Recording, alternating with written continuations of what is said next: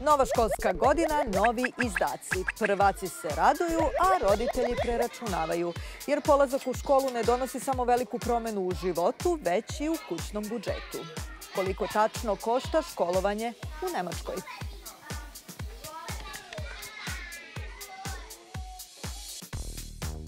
Polazak u školu nigde nije jeftin, pa tako ni u Nemačkoj.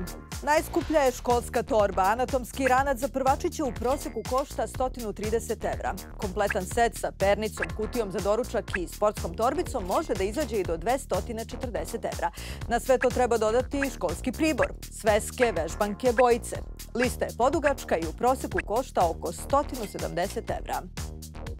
Tradicija je da u Nemačkoj svako dete za prvi dan škole dobije i takozvani đački fišek. Nemanja, šta je to? Evo, ja sam doveo pravog stručnjaka za ove stvari. Gde si, Helena? Ovde. Šta je ovo? Konj. Konj? Nije magarac? Kako se sve ovo zajedno zove?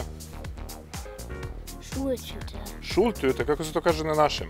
Školska vrećica. Vrećica, ali više kao neki fišek. Mi smo kupili ovo? Ne. Ne, nego? Napravili smo vrećicu. Sami smo napravili ti i ja. I ništa skoro nismo platili, jel tako? A šta je ovde unutra? Ti u stvari to ne znaš još, jel da? Da, napravili smo. Okej. A reci mi kada ćeš otvoriti? Prvi dan škole. Okej, šta bi trebalo da bude tu? Slatkiše i igračke. Igračke misliš, a? Vidi pčela. A možda i neke pare, a? Možda. Teško da su ti u školi stavili pare. Okej, vidjet ćemo prvog dana. Ali za ovo snimanje ćeš da dobiješ honorar, okej? Šta je ono?